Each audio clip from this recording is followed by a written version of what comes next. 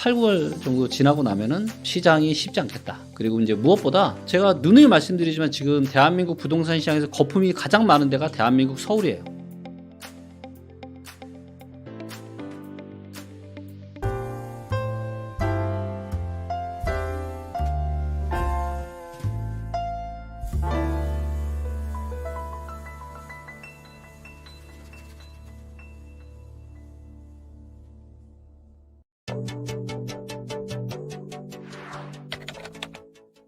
당연히 정말이죠. 네, 당연히 지금 상승하고 있고요. 자, 이거는 일단 서울 기준으로 말씀을 좀 드리면 제가 데이터를 한국부동산원 데이터랑 그다음에 KB부동산 데이터 제가 둘 다 가지고 말씀을 좀 드릴게요. 일단 데이터를 보면은 거의 모든 지역들에서 이제 전세가는 전부 다 올라가고 있고요. 매매가 같은 경우는 이제 성동구나 마포구, 그다음에 서초구, 용산구, 강남구 이런 데 위주로 지금 가격이 많이 올라가고 있습니다. 마포구 같은 경우는 뭐 마포구나 이런 데 같은 경우는 한 3월 달부터 지금 상승을 시작을 했고요. 그리고 이제 가장 느린 중랑구나 이런 것들도 이제 막 상승으로 접어들기 시작했고, 이제 금천구만 여전히 지금 하락하고 뭐 도봉구 이런 데도 지금 하락을 좀 하고 있는데, 근데 KB 부동산 데이터는 조금 느려요. 그래서 이게 이제 좀 더 빠른 한국 부동산원 데이터를 가지고 제가 말씀을 좀 드리면, 이미 이제 이 데이터를 보면 노도강도 지금 상승을 하기 시작을 했습니다. 보시면은 지금 노원구 같은 경우도 지금 이제 5월 달부터 5월 중후반부터 상승하기 시작했고, 그 다음에 강북구, 그 다음에 도봉구까지 해서 일단 비싼 아파트들이 많은 뭐 성동구, 용산구, 마포구, 영등포구, 송파구 이런 지역들은 이제 전부 다 올라가기 시작했는데, 이제 마지막으로 노도강마저도 이제 상승으로 돌아서서 아마 지금 현장에서 느끼시기에는 지금 부동산 지금 대세 상승장 또 시작된 거 아니냐, 전부 다 올라가고 있다, 아마 이렇게 느끼실 가능성이 되게 높을 것 같아요. 경기도도 보면은 이제 고양시 덕양구나 수원시 영통구, 김포시 이런 데들은 이미 이제 매매가 전세가가 전부 다 상승을 하고 있고요. 그 다음에 이제 광명이나 성남 이런 곳들이 조금 늘었는데, 이런 지역도 지금 상승으로 돌아섰어요. 그러다 보니까 아마 상당히 많은 지금 이런 부동산 시장의 상승이 계속 지금 주변으로도 많이 좀 퍼지고 있는 이런 상황이라고 좀 보시면 될 것 같아요. 전세가는 뭐 특별한 경기 침체나 입주 물량이 크게 많지만 않으면 공급 폭탄만 없으면 원래 전세가는 올라가는 거고요. 근데 이제 매매가 같은 경우는 여러 가지가 있는데, 일단 지금의 부동산 시장은 2023년하고 매우 유사하다고 보시면 됩니다. 그래서 정부가 정책을 써서 만들어진 지금 반등장이라고 보시면 돼요. 그래서 23년 1월 달에는 이제 30조 정도 풀었죠. 특례 보금자리론. 그다음에 24년에는 또 27조 정도 풀었죠. 그래서 23년에도 30조 푸니까 반등을 했다가 이게 한 8월 중반까지 올랐다가, 그리고 이제 9월 달부터 시들시들해지고 10월 달부터 하락이 시작됐거든요. 근데 떨어지는데 여기 또 27조 쏟아부으니까 또 여기서 시장이 상승으로 돌아서게 된 거죠. 그래서 제가 24년 부동산 시장 전망을 제가 상중하자라고 제가 전망을 드렸고, 내내 그런 말씀을 여러 유튜브 채널에서 많이 드렸었습니다. 그래서 상반기는 예상대로 괜찮아요. 그리고 이런 흐름은 못해도 한 7, 8월 달까지는 진행이 될 거다, 이렇게 보시면 될 것 같아요. 상승 추세가 글쎄요, 약발 떨어지면 없지 않을까요? 그나마 지금 정부에서 펌프질 해가지고 지금 이렇게 올라가고 있는 건데, 저는 정책 효과가 끝나는 8, 9월 정도 지나고 나면은 좀 시장이 쉽지 않겠다. 그리고 이제 무엇보다 제가 누누이 말씀드리지만 지금 대한민국 부동산 시장에서 거품이 가장 많은 데가 대한민국 서울이에요. 서울. 그래서 데이터를 보면은 작게는 뭐 한 15, 20에서 많게는 거의 40% 가까이 지금 고평가되어 있거든요. 그렇기 때문에 이런 거품은 빠질 수밖에 없고요. 그리고 이제 무엇보다 거래량이 늘었다고 하지만, 제가 거래량 데이터를 잠깐 좀 보여드리면, 자, 요게 지금 서울의 지금 아파트 거래량 막대 그래프 차트거든요, 연도별. 근데 21년, 22년, 23년, 24년 거래량이 역대급으로 없죠? 만약에 23년에 지금 한 3만 4천 채 가까이 거래가 됐거든요. 올해도 아마 이 정도나 요거보다 조금 더 많을 것 같아요. 아마 4만 채는 못 넘을 것 같은데, 자, 만약에 이런 특례 정책, 극단적으로 금리를 낮춰주고 대출 기간을 늘려주고 또 출생과 결혼에 대해서 엄청난 혜택을 주는, 만약에 이런 것마저 없었다, 그럼 거래량이 어떻게 됐을까요? 완전 훨씬 더 처참했겠죠. 그렇죠? 그렇기 때문에 지금은 여전히 거래량이 너무너무 작은 시장이다라는 거죠. 그렇기 때문에 이거를 가지고 무슨 부동산 시장이 대세 상승을 한다는지 이런 거는 택도 없는 얘기죠. 뭐 그건 역시도 이제 말도 안 되는 네, 얘기인데 자 이거는 제가 이것도 데이터로 설명을 좀 드릴게요. 전세가가 지금 서울 기준으로요. 24년 4월 달부터 지금 올라가고 있습니다. 그 전에는 좀 떨어졌어요. 그리고 좀 전에 23년 5월 22일부터 이제 가격이 상승을 하다가 작년 하반기에 살짝 떨어졌다 지금 다시 오르는 거거든요. 전세가가. 자, 근데 그 전에 어떤 일이 있었냐? 22년도에 차트에서 보시는 것처럼 어때요? 22년 6월 달부터 전세가가 엄청나게 폭락을 했습니다. 엄청나게 폭락을 했어요. 그래서 이 차트 보시면 이 하락기의 이 하락폭과 지금 상승 나온 이 상승폭. 지금 전세가 상승은요, 아무것도 아니에요. 이 정도의 상승은. 엄청나게 폭락을 했기 때문에 여기서 지금 조금씩 회복을 해가는 과정이라고 보시면 되는 겁니다. 예, 그렇기 때문에 뭐 전세가 계속 뭐 이렇게 올라갈 수는 있지만 그래도 이게 매매가 상승까지 이어지기는 정말로 쉽지 않다. 네. 그래서 여러분들이 사실 2022년 하반기에 그 누구도 전세 하락할 거라 예상 못했죠? 전부 다 뭐라 그랬어요? 폭등 온다 그랬잖아요. 폭등 온다 그랬습니다. 입주 물량 부족하고 임대차 3법도 갱신되고 하니까 엄청나게 폭등 올 거다. 근데 제가 뭐라 그랬어요? 데이터에 기반해서 그런 일 없을 거다. 아니 지금 전세 수급이 떨어지고 있는데 지금 어떻게 전세가가 지금 하락될 지경인데 어떻게 전세가가 그렇게 올라갈 거냐. 저 역시도 제가 전세가가 오르지 않고 떨어질 거라고는 봤지만 그렇게 폭락할 거라고는 예상도 못했습니다. 매매가보다 더 많이 떨어진 게 전세가였잖아요. 그렇기 때문에 여러분들 근데 그걸 예상을 했어요?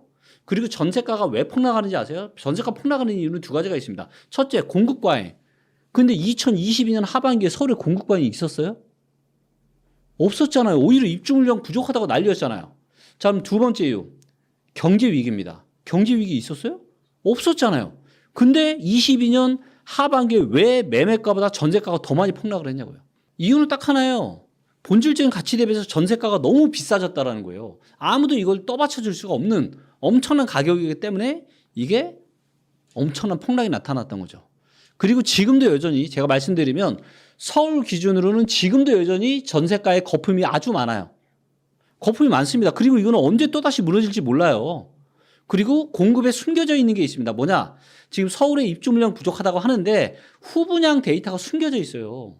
후분양 데이터는 리치고를 포함해서 다른 부동산 플랫폼에도 지금 없습니다. 근데 이 후분양 물량이 굉장히 작지가 않아요. 그렇기 때문에 서울에 뭐 입주 물량 작다. 여기에는 후분양이라고 하는 함정이 숨어 있다는 걸 꼭 명심하셨으면 좋겠습니다. 금리만 가지고는 그게 요인이 결정되는 게 아니에요. 그리고 기본적으로 금리가 내려간다는 건 부동산 시장의 호재고 금리가 올라가는 부동산 시장의 악재인데 근데 그게 또 금리가 내려간다 그래서 모든 부동산 시장이 다 올라가냐? 그것도 아니에요. 이거를 볼 수 있는 가장 중요한 지표가 주택 구매력 지수인 거죠. 사람들의 소득, 그다음에 주택담보대출 금리, 집값 이 세 가지가 주택 가격 수요를 결정하는 가장 중요한 요인이거든요. 근데 이거를 데이터를 아무도 못 만들었으니까 근데 이거를 저희 리치고에서 다 만들어 놨잖아요. 그래서 이 주택 구입 부담 지수가 가장 중요합니다. 근데 지금은 여전히 너무 비싸요. 만약에 이 상태로 금리가 유지됐다.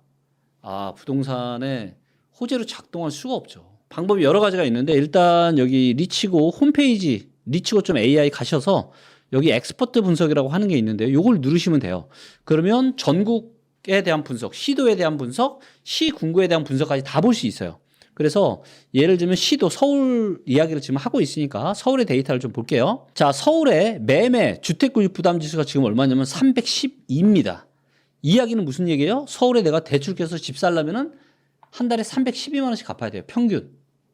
말이 돼요, 안 돼요? 자, 그런데 이거를 특례 보금자리나 그다음에 신생아 특례를 해주니까 이자가 2%가 안 되니까 싸요, 안 싸요? 엄청 싸죠, 이자가. 그래서 싸보이는 효과가 있는 거예요. 그러다 보니까 2030 세대들이 엄청 사고 있는 거죠. 그래서 실제 데이터로도 지금 50% 이상이 지금 부동산을 매수하고 있는 게 2030 세대고 이들이 왜 사냐? 이런 특례 대출 때문에 사는 겁니다. 근데 중요한 포인트 하나 여기서 이 특례는요 5년밖에 안 가요. 자, 무슨 얘기냐면 제가 예전에도 방송에서 말씀드렸지만 신생아 특례로 볼 수 있는 최대 이익이 1년에 2천만 원 정도 됩니다. 이자 절감액이. 5년이면 1억이죠? 자, 그런데 5년 안에 서울의 아파트를 1억 싸게 살 수 있을 때가 올까요? 안 올까요? 저는 무조건 올 거라고 보는데. 정부에서 어떤 저출산 문제를 해결하기 위해서 이런 정책을 펼쳐낸 거는 저는 되게 박수 치면서 환호할 일이라고 봅니다. 근데 문제는 뭐냐? 왜 이렇게 비쌀 때 이런 정책을 하냐라는 거죠. 근데 여기에는 저는 PF 문제도 다 연결되어 있다고 봅니다. 만약에 정부에서 23년, 24년에 특례 정책 하지 않았으면, 그래서 2030 세대들이 집 사기 안 했으면 부동산 PF 시장 어떻게 됐을까요? 난리 났겠죠. 난리 났겠죠. 어떻게 보면 지금 정부에서 부동산 시장을 연착륙 시키려고 부동산 뭐 이런 관련 회사들이 조금 시간을 벌 수 있게끔 저는 만들어 준 거다. 예, 근데 여기에 혹해서 여전히 지금 서울은 어깨인데, 어깨인 수준에서 서울에 아파트 산다? 아, 너무 위험하죠. 그래서 특례 정책을 활용을 하시되 현 상태에서 거품이 좀 빠지는, 아주 빠르면 올해 연말이나 내년 어느 즈음에 서울의 내 집 마련을 특례 이런 제도로 활용해서 사시면 좋겠다. 이제 제가 방송에서 누누이 하는 얘기가 있잖아요. 2024, 25, 26년은 경매로 엄청난 지금 기회를 잡을 수 있다. 그래서 기회라는 건 항상 위기 뒤에 오잖아요. 그리고 지금 경매 건수가 계속 늘고 있잖아요. 그리고 앞으로 더 늘 거예요. 이제 시작입니다. 그렇기 때문에 이 부동산 시장에 엄청난 위기와 더불어서 기회가 올 거기 때문에 이 기회를 잘 잡자, 이런 의미. 그다음에 배불리 먹지 말자라는 건 굉장히 여러 의미가 있는데요. 이게 음식도 그렇고 투자도 그렇고 항상 배 터지게 먹으려다가 문제가 생겨요. 네, 배 터지게 먹으려다가 절제를 해야 된다는 거예요. 절제. 그거는 제 스스로한테도 하는 얘기입니다. 그래서 음식도 배불리 먹지 말고 어떤 일에 대한 욕심이건 투자에 대한 욕심, 뭐든 내가 욕심내지 말고 약간 살짝 부족한 듯이 하자. 그런 의미로 제가 제 카톡 프로필을 그렇게 한 거죠. 일단 너무 비싸요. 너무 비싸기 때문에 이 가격이 유지가 될 수가 없어요. 그러니까 거래량이 없는 거예요. 특례 정책까지 썼음에도 불구하고 거래량이 너무 작잖아요. 이거는 좋아할 일이 아니라 너무 심각한 겁니다. 원래 이 정도의 강력한 정책을 펼치면요, 거래량이 엄청나게 증가를 해야 되는 거예요. 근데 그렇게 안 움직이잖아요. 왜? 너무 비싸니까. 그래서 일부 지역은 지금 무릎 밑에까지 떨어진 지역들이 있거든요. 그런 데는 사도 되는데 서울은 거품이 너무 심하단 말이에요, 지금. 그렇기 때문에 이런 데는 더 이상 누군가가 더 비싸게 사줘야 되잖아요. 그럼 도대체 특례까지 꺼냈고, 특례 30조 꺼냈고, 신생아 27조 꺼냈고, 내년은 또 뭐 꺼낼 거예요? 내년에는 무슨 임산부 또 특례 꺼내야 되나? 이거는 이렇게 해서 지탱될 수 있는 시장이 아니다라는 거죠. 그래서 일단 가장 중요한 거는 본질적인 가치 대비해서 너무나도 고평가되었기 때문에 이게 당연히 저평가로 돼서 가격이 떨어질 수밖에 없는 그런 상황이 저는 올 수밖에 없다라고 좀 보고 있고, 그다음 우리들의 지금 소득이 어때요? 최근 실질 소득이나 이런 게 뉴스를 보면은 최악이라고 그러죠? 최악이라고 그러잖아요. 왜? 물가가 너무 비싸니까. 내가 쓸 돈이 없어요. 먹고 살 돈도 없다 그래요, 지금. 근데 특례 정책을 펼쳐서 싸 보이니까, 주택 구입 부담 지수가 착시적으로 싸 보이니까 지금 산다라는 거예요. 못 모르고. 여기에 이런 것들, 그다음에 환율이, 제가 이제 항상 환율을 주목해서 봐야 된다고 제가 말씀드리고 있는데, 지금 미국 주식시장도 너무 좋고 한국 주식시장도 굉장히 좋잖아요. 근데 환율이 어때요? 굉장히 높잖아요. 원래 이 정도는 환율이 확 떨어져야 되거든요. 근데 환율이 굉장히 높습니다. 자, 이걸 한번 차트로 한번 보여드릴게요. 자, 이게 지금 환율인데 현재 지금 얼마냐면 1377.95원입니다. 거의 1380원 가까이 돼요, 지금. 환율이 출렁출렁하면 지금 계속 올라가고 있거든요. 이것이 의미하는 바는 뭔가 지금 이상 신호가 있다라는 거죠, 지금. 그리고 외환보유고는 또 감소하고 있고, 외환보유고가 감소하는 일은 거의 일어나지 않아요. IMF 전이나 금융위기 전이나 뭔가 이상 신호가 있었을 때만 외환보유고가 줄었거든요. 근데 지금은 21년 이후로 지금 외환보유고가 계속 감소하고 있습니다.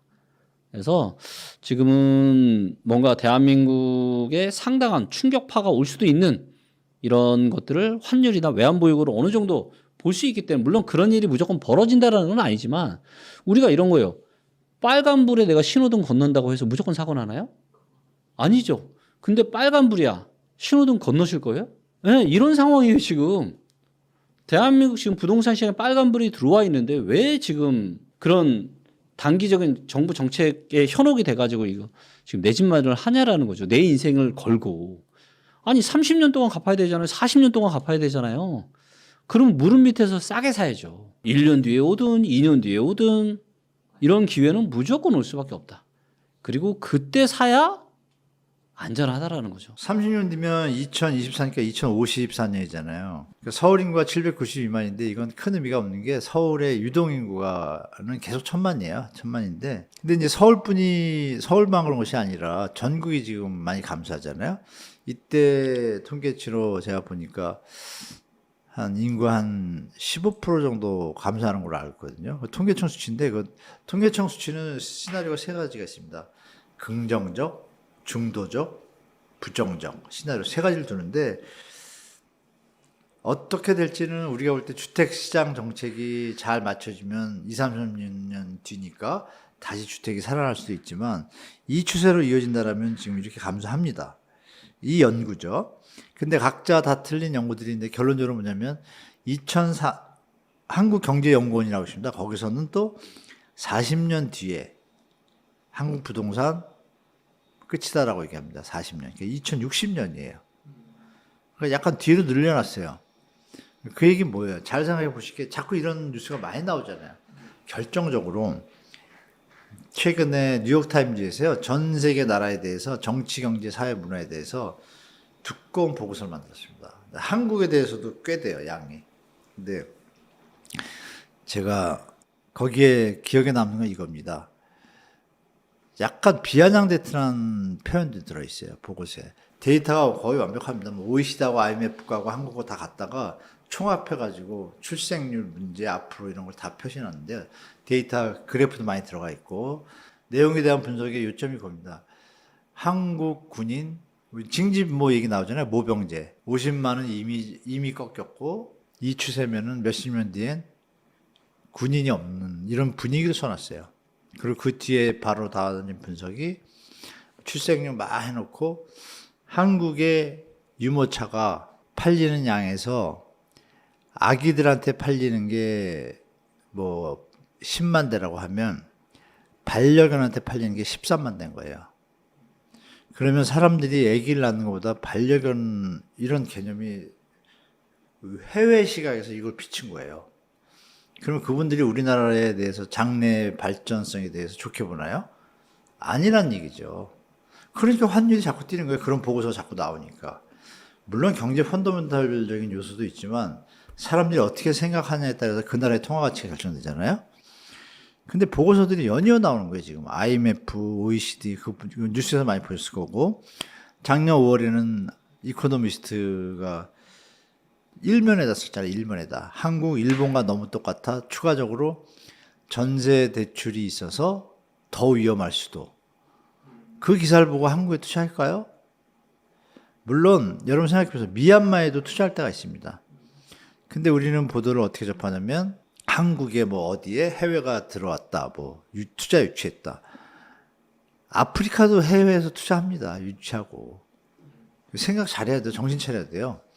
그런 상황에서 지금 인구가 줄고 있잖아요. 근데 이거를 극복할 생각이 정부의 기득권이라는 사람들의 생각이 뭐예요? 이민이잖아요, 이민. 우리나라 민족성상 이민에 미국하고 틀리잖아요, 환경이. 그거하고 못 메꾸거든요. 이민 온 사람들이 뭔 돈이 있다고 10억, 20억짜리 집을 삽니까? 페이 좋아서 왔는데. 이게 갭이 생겨서 순간적으로 한국이 위험한 때가 올 것 같다는 얘기가 이거에도 이어져 있습니다. 통계청 보고도. 그래서 드릴 말씀은 저는 죽고 없을지 모르지만 일본이 집값 걱정 안 하고 살았지만 우리나라처럼 액티브한 어떤 DNA가 없잖아요, 걔들은. 근데 우리는 다르잖아요. 그러니까 저는 도리어 20, 30년 뒤에는 정말 제2의 도약기가 시작될 수 있다고 봐요. 집값이 걱정이 없어지니까. 없어지면 어떻게 돼요? 편안하게 아기를 낳을 것이고 제2의 우리 뛰어난 유전자들의 새 출발이 올 거라고 봐요. 쉽게 말하면 지금 집을 산 사람들은 20, 30년 안에는 다 쪽박을 차지만 3, 40년 뒤에 사기 시작한 사람들은 우리가 지금 겪어왔던 이 융성기를 맞이할 수도 있다. 그 사이클이라고 저는 말씀드리고 싶어요. 이 통계청 자료가. 그래서 그러면 이제 이 보도들이 아마 제가 볼 때 여러분 결혼 쌍수가 저희 결혼할 때요 30년이거든 딱 결혼할 때 30살 기준으로 볼 때 저희 때 한 40만에서 50만 쌍 결혼했어요. 지금 20만 쌍이에요. 반토막 났습니다. 그러면 앞으로 30년 뒤에 10만 쌍이 돼야 되잖아요. 아닙니다, 여러분. 바로 8년 뒤에 10만 쌍, 12만 쌍을 빡 잘라냅니다. 출생률 저하가 급격하게 되다 보니까 30년 동안 출생률 저하보다 지금 더 그 15년 사이에는 더 줄었을 거 아니에요. 지금 그래서 제가 놀란 게 저는 2032년 미리 말씀드릴게요. 2032년에 그 마음쯤 해가지고 그럼 6년, 8년밖에 안 남았잖아요. 그럼 그 2, 3년 전에 보도들이 이제 많이 나올 겁니다. 이미 그때가 12만, 13만이니까 결혼쌍이 20만 쌍에서 15만으로 줄었을 때니까 느낌들이 다르잖아요. 근데 예전에 40만에서 30만 될 때는 15년이 걸렸는데 20만에서 15만 되는 게 3, 4년밖에 안 걸린 거예요. 15년이 3, 4년밖에 안 걸린 거는 사이클이 엄청 짧았잖아요. 그럼 여기서 이제 분석들이 안 나오겠어요? 나오겠죠. 그럼 4, 5년 뒤에 무슨 보도들이 뜰까요? 한 번 의식의 패러다임이 바뀌면요. 1번 버블 터지는 것처럼 우린 안 터지더라도 결혼쌍이 10만 쌍이면 집이 몇 개가 필요해요? 10만 개면 돼요. 그러면 지금 50만 개 지을 능력인데 건설회사 40만 개 지을 능력은 정리돼야 되죠? 그 사람들 어디 가요? 일자리가 새로 생깁니까? 로봇 시대인데? 이런 변화들이 급격하게 올 것이다. 그래서 40년 뒤는 어쩌면 다행인 게 고령자들이 많이 또 돌아가시잖아요. 인구는 막 줄어서 뭐 기존의 기반시설이나 이런 비용이 들겠지만 집값 걱정 좀 없어질 것 같다. 한국은 교통을 좀 잘하고 있잖아요. 그러면 서울의 집값 뭐 말씀 주신 게 결론은 729만, 200만인데 수도권의 인구도 줄지 않습니까? 그때는. 그럼 그때를 생각해 보시면 부동산의 그림이 저는 없겠지만 분명히 바뀔 것이다. 지금 방송을 들으시는 2030, 40분들은 정신줄 잘 챙기시고 미래를 예측하시고 부동산을 보셔야 된다고 말씀드릴게요. 완전 있죠. 지금 아시겠지만 가격으로 보셔야 돼요, 여러분. 32평에서 25평으로 오는데 지금 신혼부부들이 왜 25평을 가죠? 가격이 비싸니까요. 자, 지금 서울의 대부분 신축 다 32평이면 뭐 분양가 12억, 15억, 강남은 17억, 20억 하거든요. 그럼 신혼부부 무슨 돈이 있습니까? 근데 그것이 25평을 내려면 어떻게 돼요? 20억짜리는 17억, 10억짜리는 8억. 그건 쫓아갈 수가 있는 거예요. 이게 가격 때문에 부득이하게 지금 25평을 내려온 거지. 만약에 여기서 가격이 더 올라간다면 어떻게 돼요? 18평을 내려오겠죠, 국평이. 국평의 의미가 뭐야? 국민들이 편안하게 살 수 있는 그거잖아요. 가격의 문제로 접근하시면 새롭게 보일 거예요. 그럼 역으로 부동산 가격이 내려가기 시작하면 어떻게 될까요? 다시 국평이 32평으로 다시 또 바뀌겠죠. 이렇게 두 가지를 같이 보셔라. 그래서 지금의 국평이 25평이라는 얘기는 자, 32평은 이제 안 팔리는 거예요. 국민이 사는 평이 국평이잖아요. 안 사는 거예요? 못 사는 거예요, 여러분? 못 사는 게 더 많지 않을까요? 그러니까 이제 언론들이 국민평이 25평이라고 프레임을 살짝 또 리딩하는 거예요. 그러니까 이런 데 속지 마시고 집값이 너무 더티하게 비싸서 국민평이 부득이하게 25평으로 된 거지. 정부나 기득권들이 똑바로 정치를 하면 국평이 32평이 맞습니다. 왜? 전 세계 평균 1인당 점유율의 선진국의 그 사이즈하고도 비슷하게 맞아요. 그렇게 말씀드리겠습니다. 우리는 홍콩이 아닙니다, 여러분. 네. 근데 이왕이면 25평이 나을 것 같습니다. 왜냐하면 일단 출산율이 제가 보니까 저희 때만 해도 아기 둘은 기본이라고 생각했는데 지금은 하나가 기본도 아니잖아요. 서울 같은 경우에. 지방도 좋은 데가 하나 정도거든요. 그러면 30년 뒤엔 반토막이라는 얘기 아닙니까? 그런 개념에서 32평이 가격이 안 내려오고 계속 비싸다라면 굳이 32평을 갈 필요가 있나요? 그 와중에 또 요즘은 또 설계가 잘 돼가지고요. 25평이 이렇게 좀 확장하고 이러면 32평하고 똑같아요, 느낌이. 그러니까 25평을 선호할 수밖에 없는 거고 가격이 우리가 일본처럼 어떤 일이 있어서 확 조정되지 않는 한 제가 볼 땐 수요도 다 25평으로 갈 겁니다. 왜? 뒤에 오는 사람들 젊은이들이 무슨 로또 다 맞는 거 아니잖아요. 돈 벌어서 가야 되는데 그럼 제일 빨리 접근하는 게 뭐예요? 18평은 좀 작은 것 같은데 아기가 있다 생각하면 25평이 딱 맞죠. 30평은 비싸 이렇게 되는 거죠. 그래서 제가 볼 때 25평이 주요 수요의 어떤 대부분이 거기서 이루어질 거라 앞으로. 그러니까 지금 25평이 30평보다 전체 볼륨에서 보면 비중이 적거든요. 그러니까 아마 건설사들이 아마 27평 나올 겁니다. 제 생각에 25, 26, 32평 같은 27평 이래가지고 최대한 그 사이즈에서 움직이지 않을까 싶은 게 아니면 23평도 나올 것 같아요. 23에서 27에서 그래야 지금 현재 가격이 유지된다면 현재 신규 수요들이 접근할 수 있는 딱 금액대거든요. 그런 프레임을 생각하시면 주택 가격이 내려오지 않는 한 당분간은 25평에서 23평에서 27평이 국평이 되겠구나. 그렇게 좀 보시면 좋을 것 같습니다. 그 얘기 뭐 10년 됐잖아요. 10년 됐는데 일견 타당한 면도 있습니다. 근데 중요한 거는 서울의 2022년도 수도분포를 제가 말씀드릴게요. 7천만 원 이하가 72%입니다. 그리고 5천만 원 이하가 55%입니다. 그럼 서울의 유주택자가 몇 프로죠? 50%, 무주택자가 50%입니다. 어바웃으로 5대 5거든요, 지금. 아마 지금 무주택자가 더 많을 겁니다. 한 52%될 겁니다. 유주택자가 한 48% 왔다 갔다 하거든요, 50에서. 그러면 7천만 원 이하가 70%라고 제가 말씀드렸잖아요. 그러면 이분들의 소득을 한번 계산해 봅시다. 7천만 원이요. 월 수령액이 세금 빼고 다 빼고 470만 원입니다. 이 위아래입니다.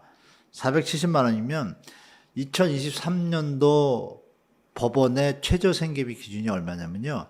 2인 가구가 206만 원, 3인 가구 268만 원입니다. 그러면 3인 가구로 가정할게요. 7천이면은 뭐 젊은 분도 있겠지만 뭐 연봉 4, 5천에 시작해가지고 40, 50 되면 이제 7천 될 거 아니에요. 그럼 평균으로 7천 잡다 치면 이분들은 이미 비율로 따지면 70%니까 벌써 집을 샀다는 얘기죠. 그러면 안산분은 덜 할 거 아니에요. 그러면 나머지 분들은 6천 이하 뭐 이렇게 갈 거 아니에요. 그러면 470인데 그러면 450으로 볼게요.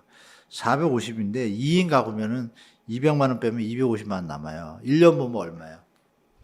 2,500, 500 더하면 3천 모아요. 10년 보면 얼마예요? 3억이에요. 이자 계산하면 한 3억 8천 4억 나와요. 그럼 4억 돈 모았어요. 10년 해가지고. 30살에 결혼해서 40이 됐어요. 4억 갖고 뭐 하죠? 집을 사요? 12억 힘들죠. 힘든데 무리해서 지금 쫓아오고 있는 겁니다. 제가 볼 때. 그 사람이 없잖아요. 살 사람이. 그러면 그 중에 40%는 뭐예요? 연봉 5천이 아니라 4천, 3천 이하예요. 이분들은 주택 구매하고 관련이 없어요. 그래서 공공임대주택 제도가 있는 거고요. 40%를 빼면 유효수요, 잠재수요면서 유효수요가 지금 거의 없죠. 딱 계산해 보시면. 살 사람은 다 샀고 진짜 연봉 5천, 6천 인분들이 집을 살려면 모든 걸 끌어모아야 진짜 겨우 살까 말까 하게 현재 서울의 주택 가격이란 말이에요. 수도권에. 그럼 이 가격이 과연 유지가 될까요? 그러니까 수요가 안 붙으니까 거래량이 안 붙잖아요. 투자 수요, 투기 수요는 붙잖아요. 왜? 이미 영끌한 사람들한테 팔아서 차익이 났어요. 자, 5억짜리 집을 샀는데 10억이 됐어요, 지금. 어떤 데는 15억이 된 거예요. 6, 7년 만에. 서울 수도권이. 그럼 10억이 생겼으니 약간 5억, 7억 무리해서 가도 잃은 것 같은 느낌이 안 들어요. 버틸 수가 있어. 뭐 이런 표현이 적절한지 모르지만 좋게 얘기하면 스텝 바이 스텝, 나쁘게 하면 자뻑? 벌었으니까 무리해서 갈 수 있어. 여기서 물릴 수도 있고 더 갈 수도 있겠죠. 더 가면 자 뒤에 사줄 사람이 있나요? 가격 벌써 대충 보면 저는 이제 없는 것 같아요. 그래서 1인 가구 얘기를 하시는데 특히 1인 가구는요 78%가 연봉 다 4천, 5천 이하예요. 그럼 1인 가구 중에 살 분들은 이미 거의 사지 않았을까요, 여러분? 저는 이미 다 샀다고 봐요. 그러면 1인 가구 중에 거의 다 샀다는 얘기는 이건 되죠. 신규 취업하는 사람들 중에 1인 가구가 돼서 서울에 와가지고 대기업에 취업하는 숫자를 계산하면 되겠죠. 혼자 1인 가구가 대기업에 취직을 했다. 처음부터 7천 주는 데는 극히 없고요. 대기업도 다 4,500, 5천에서 시작하거든요. 1등에서 5등은 한 6천 시작할 거예요. 그러면 6천이라도 실수령은 350, 400밖에 안 돼요. 집 못 사요, 이것도 1인 가구도. 근데 그 비율이 몇 프로예요? 작잖아요. 그러니까 소화량이 적다. 그러니까 1인 가구가 100만 가구가 늘어났자 10만 가구만 실수요자다. 가능하다. 빼면 나머지들은 임대주택이 필요한 분도 꽤 많을 텐데 정부가 사다리 역할을 해줄 이걸 갖다가 집값 상승에다 붙인다? 그건 좀 아닌 것 같아요. 특히 우리나라는 수도권이 거리가 일본이나 다른 나라처럼 스펙트럼이 넓지가 않습니다. 지금은 좀 넓어지고 있지만 그 거리가 다 4, 50분, 1시간 거리거든요. 교통체계만 잘 갖춰지면 굳이 서울에 살 이유가 없어요. 이게 이제 다른 나라하고 다른 점이라는 것도 말씀드리고 싶어요. 그리고 가시다 보면 수도권 가시다 보면 다 논밭이잖아요. 여기서 평택을 가든 뭐 일산을 가든 중간중간에 막 논밭 많잖아요. 정부가 마음만 먹으면 집 짓습니다. 그러니까 이게 이제 저는 다시 한 번 말씀드리지만 그동안의 기득권, 토건적 마피아, 모피아들이 이렇게 판을 만들어 놨다고 봐요. 이제는 그만할 때가 됐다. 그래서 좀 얘기가 좀 다른 데로 갔지만 이제는 젊은이들이나 무주택자분들이 의식들이 깨서 여론이 새로 변곡점이 나올 때가 됐다고 좀 봐요. 99대 1 뭐 이렇게 예전에 그 월가에서 피켓 시위했잖아요. 그것처럼 분명히 나올 것 같아요. 젊은 분들한테. 아니면 기성세대들한테도 얘기가 나올 것 같아요. 왜 더 이상 이렇게 가다가는 나라 정말 망하겠다 이런 얘기가 나올 것 같아요. 그래서 저도 베이비부모의 마지막인데 베이비부모 세대들이 낀 세대라고 하잖아요. 여러분 우리 2030 사원분들은 제 얘기를 잘 들으시면 조금 도움이 되실 것 같은데 저희 때는 부모님하고 살았고 당연히 모셨고 심하면 자식들하고 부모님하고 같이 살았어요. 3대가. 그러다 보니까 40평, 60평 막 이렇게 생긴 거예요. 생겼는데 그 막 생기는 과도기 한 2, 3년이 지나면서 사회의 패러다임이 바뀌었어요. 바뀌는 중에 라이프 스타일 바뀐 것도 있죠. 자식을 위해서 올인하는 건 또 아니야. 나를 위해서 살아야 돼. 막 이런 것이 있잖아요. 이런 패턴이 들어오고 예전에는 가족에서 희망을 느끼고 사랑을 느끼고 레저를 하고 이랬지만 지금은 너무 많은 도구가 많이 생겼어요. 영화를 봐도 되고 뭐 넷플릭스 뭐 죽을 때까지 봐도 다 못 볼 거래요 아마. 이런 대체 그러니까 인간의 삶에 즐거움을 줄 수 있는 희노애락의 대체품이 너무 많아진 거예요. 그러다 보니까 가족에 대한 어떤 그 확장, 가족의 확장, 종족의 확장 이런 개념보다는 자기의 삶의 행복 이런 쪽에 이제 패러다임이 살짝 바뀌니까 그러면 이제 저희 때부터 벌어진 게 뭐냐? 제가 이렇게 했는데 제가 만약에 자제를 결혼시키잖아요. 이 자식은 애 낳을 생각이 없거나 많으면 하나예요. 그러니까 저희가 큰 평을 가지려고 하다가도 어떻게 돼요? 이 애기 둘이 만약에 시집장가를 갔다. 그러면 갑자기 45평에 둘이 남게 돼요. 근데 살아본 분은 아시겠지만 45평, 50평 넘어가면 썰렁합니다. 둘이 있으면. 정말 썰렁합니다. 혼자 살면 더 썰렁하고. 물론 강아지나 반려견은 그래서 요새 강아지 반려견이 많아지는 거예요. 그러니까 다운사이징을 하게 되죠. 그럼 그 큰 집은 누가 살까요? 확률적으로 1대, 2대, 3대 아버님 모시고 신혼부부 있고 애기 있는 요 세대가 잠시 머물 거란 말이에요. 근데 그 수요가 저희 때가 피크였어요.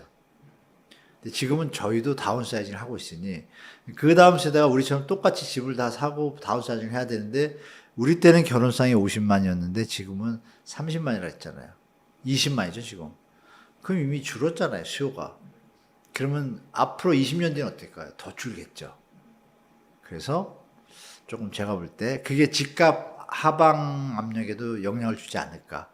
그리고 또 관리비는 많이 나옵니다. 아시는 분은 아시겠지만 관리비가 요즘은 좀 뭐 AI가 발전해서 좀 차이는 많지 않지만 60평하고 30평하고는 차이가 많잖아요. 뭐 이런 여러 요소들이 대형 평형은 앞으로 일부 고액 자산가들을 위한 대형 평형은 유지가 되겠지만 우리가 대부분의 수요 중에서 다세대랄까요? 그 뭐라 그러죠? 이렇게 부모님 모시고 같이 사는 세대 이런 세대층이 지금 없어지기 때문에 수요가 감소하는 효과가 있으니까 지금 새로 짓는 것들 보면 예전에는 40평에서 50평, 60평을 막 많을 때 20, 30%까지 지었어요. 전체 물량 중에 한 아파트 단지에서. 지금은 분양하는 추세를 보면요. 벌써 한 5%, 10% 줄어 있어요. 그만큼 수요가 없다라고 볼 수가 있겠죠. 그래서 대형 평형은 투자 대상으로는 조금 적합하진 않다 하시려면 25, 34 사이인 것 같습니다. 제가 볼 때. 우리 구독자 여러분들 항상 건강하시고요.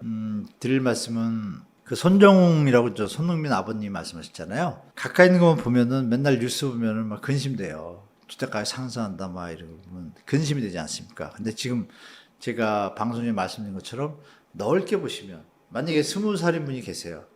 뭘 걱정하십니까? 열심히 사시면 됩니다. 집값은 자동으로 30년 여러분이 결혼하시거나 40대 될 때 집값은 지금보다 제가 볼 때 내려올 거라고 보기 때문에 그 자제분들은 또 걱정 안 해도 되죠. 이미 많은 분들이 돌아가실 거거든요. 이런 걸 넓게 보시면 스펙트럼이 넓어지면 뭐가 보일까요? 집값에 대해서는 내가 그러면 지금은 임차로. 다만 한국에서 임차제도만 그럼 이런 생각할 수가 있겠죠. 임차제도가 좀 안정적이면 나는 무조건 임대로 살 텐데. 이렇게 되거든요. 그래서 해외는 그걸 균형을 맞춰서 임차제도가 잘 돼 있잖아요. 우리나라만 지금 자꾸 유엔에서 자꾸 야단 맞고 있거든요. 임차제도가 불안하다고. 이걸 잘 되면 제가 볼 때 우리 옹달책방 2030 세대분들은 지금 막 조급해하거나 집값이 오른다고 막 힘들어하실 필요 없습니다. 분명히 나라가 제대로 공공주택 분양을 싸게 할 것이고 신혼부부 청약 뭐 이런 얘기 많이 드셨잖아요. 젊은 세대를 위한 정책을 안 펼 수가 없습니다. 그렇게 되면은 점점 환경이 좋아질 겁니다. 그래서 좀 편안하게 접근하시라고 좀 말씀드리고 특히 공공분양 주택은 나라에서 대출을 많이 해줘요. 저금리로.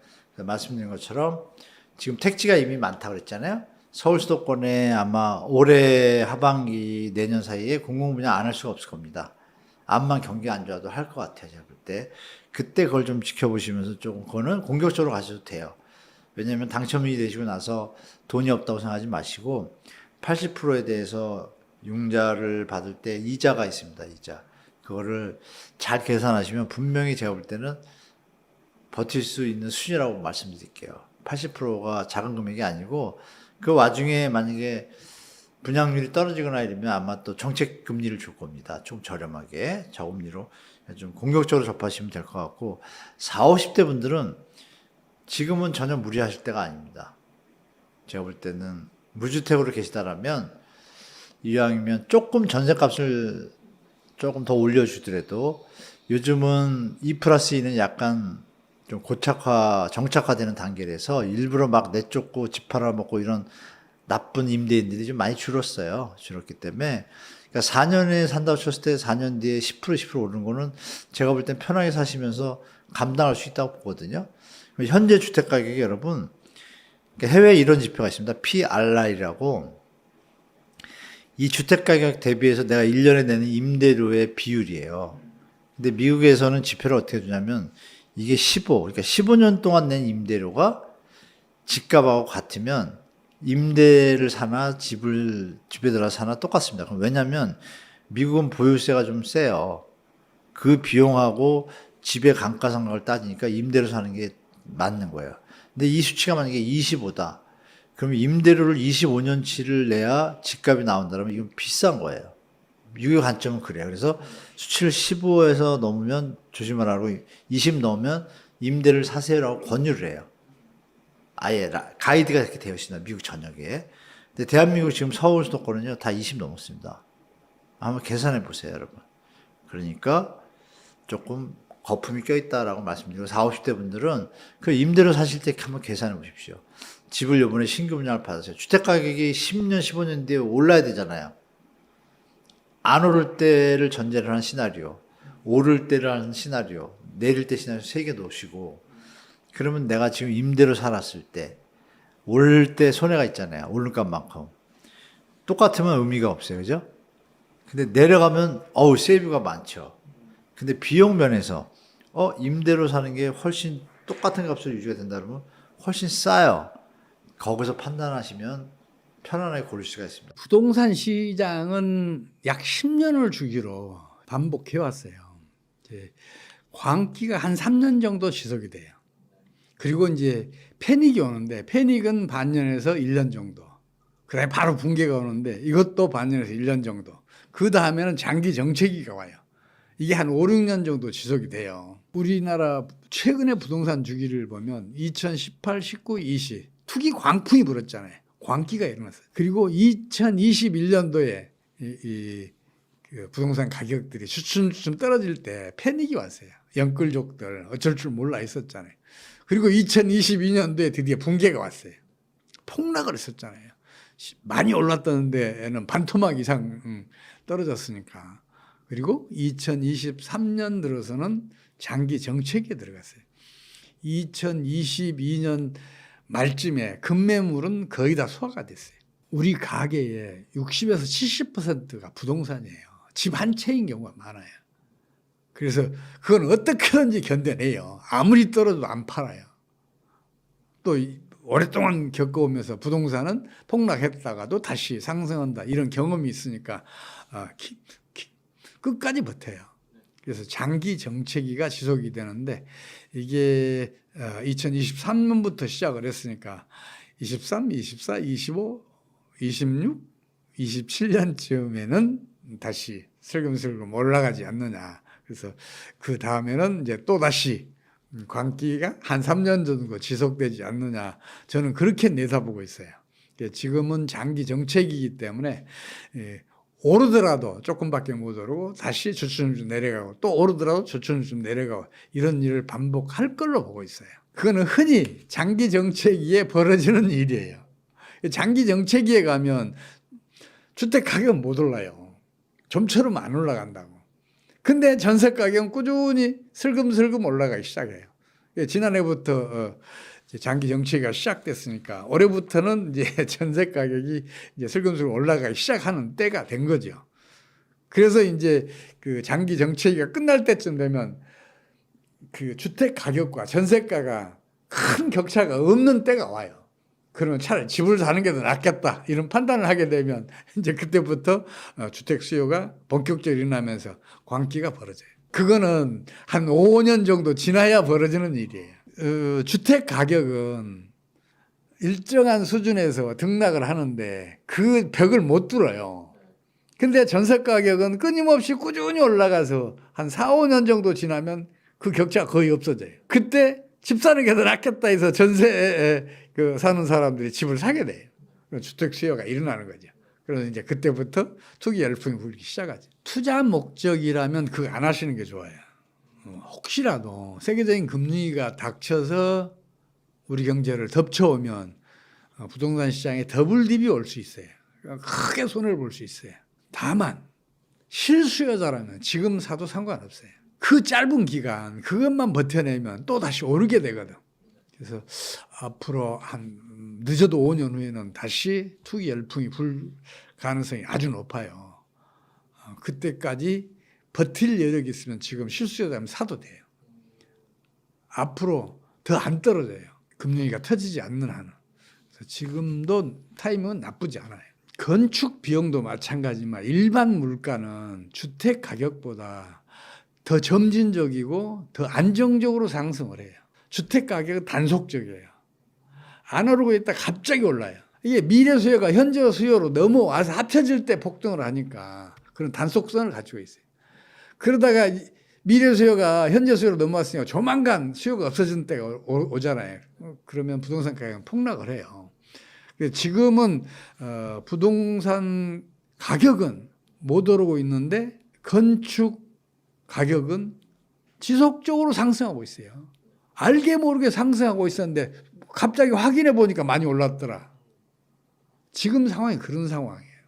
그래서 앞으로도 일반 물가와 마찬가지로 건축비는 계속해서 오를 거예요. 그럼에도 불구하고 부동산 가격, 특히 주택 가격은 지금의 정체기를 앞으로 4년이나 5년 더 지속할 가능성이 있다. 저는 그렇게 보고 있어요. 저라면 3년 만기 국채에 투자해 놓겠어요. 현금을 보유하는 게 가장 바람직한데 그래도 이자 수익이라도 얻고 싶다면 국채에 투자를 해뒀다가 한 3년 후쯤 되면 주식시장이든 부동산 시장이든 슬금슬금 이제 가격이 오르면서 본격적인 투기 열풍이 불게 될 거예요. 딱 3년 만기 지나면 그때부터 주식 투자, 부동산 투자에 관심을 기울여도 좋을 것 같아요. 그때쯤 되면 그럴 거예요. 주변에서 주식 투자 얘기, 부동산 투자 얘기 싹 사라질 거예요.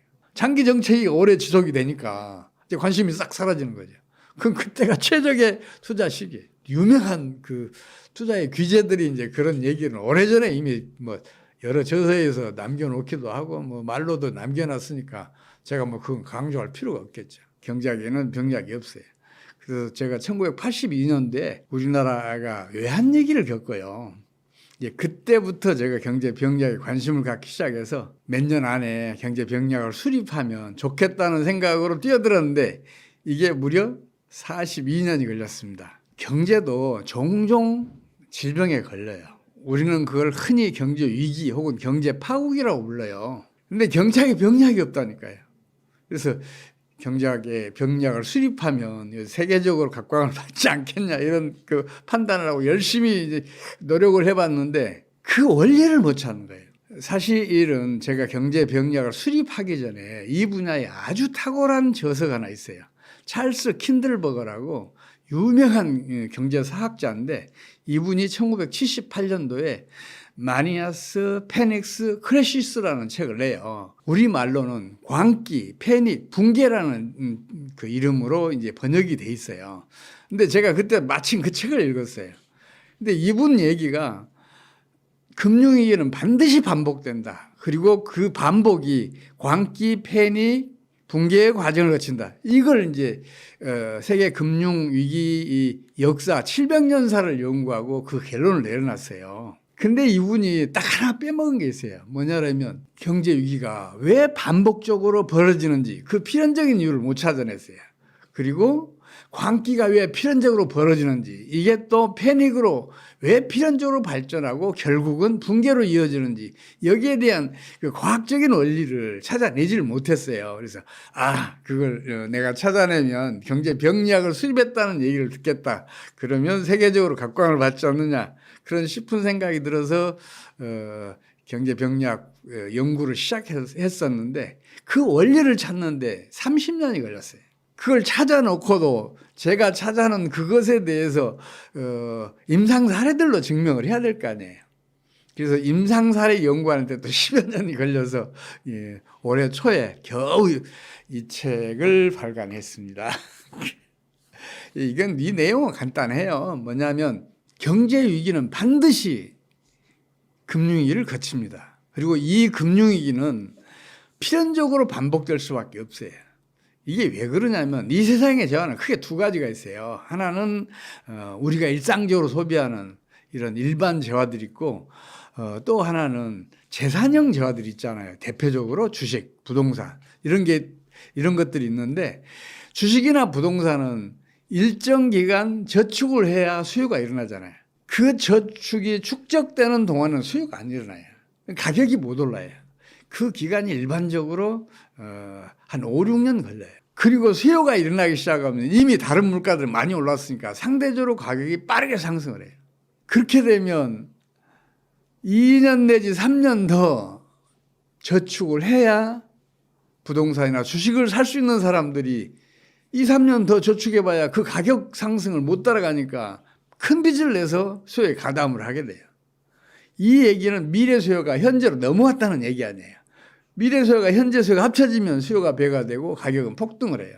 이게 말하자면 광기예요. 영어로는 마니아스. 근데 이 광기는 지속 가능성이 없어요. 미래 수요가 현재 수요로 넘어왔으니까 조만간 수요가 공동화된 때가 올 거 아니에요. 수요가 공동화되면 거래량도 줄고 가격도 좀 하락하기 시작해요. 그러면 이제 큰 빚을 내서 이제 주식 부동산 산 사람들은 패닉 상태에 빠져요. 이게 이제 패닉스예요. 그러면 경제 내에 유동성이 수축되는 일이 벌어져요. 이게 왜 그러냐면 주식이든 부동산이든 이거 통화의 기본적인 기능을 다 가지고 있어요.